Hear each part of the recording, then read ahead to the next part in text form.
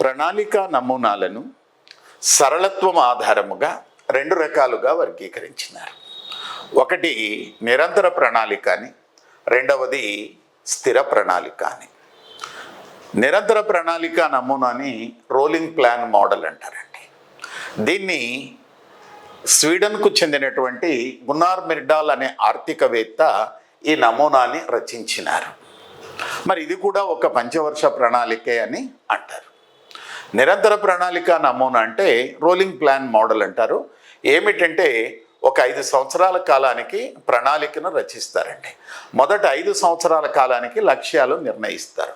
ఆ ప్రణాళికను అమలు పరిచే కొలది గడచిన కాలాన్ని వదిలేస్తూ రాబోయే కాలానికి లక్ష్యాలు ప్రాధాన్యతలను నిర్ణయించి అమలు పరుచుకుంటూ వస్తారు.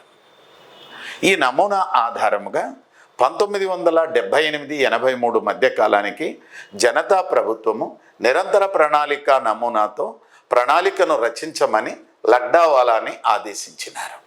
డాక్టర్ డిటి లగ్డావాలా 1978-83 సంవత్సరాల మధ్య కాలానికి నిరంతర ప్రణాళిక నమూనాతో ప్రణాళికను రచించినారు, అమలు పరిచినారు కూడా. అయితే 1979లో జరిగిన మధ్యంతర ఎన్నికలలో కాంగ్రెస్ పార్టీ అధికారంలోకి వచ్చి 1978-83 మధ్య కాలానికి రచించినటువంటి నిరంతర ప్రణాళిక నమూనాని రద్దు చేసినం జరిగింది.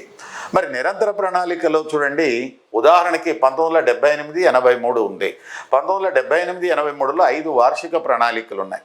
మొదట 1978-79కి రాబోయే కాలానికి లక్ష్యాలు నిర్ణయిస్తారు. ఈ గడచిన కాలాన్ని వదిలేస్తూ రాబోయే కాలానికి ప్రతి సంవత్సరము లక్ష్యాలను నిర్ణయిస్తూ ప్రణాళికను అమలు పరుస్తారు. కాబట్టి దీన్ని నిరంతర ప్రణాళిక నమూనా అని అంటారు.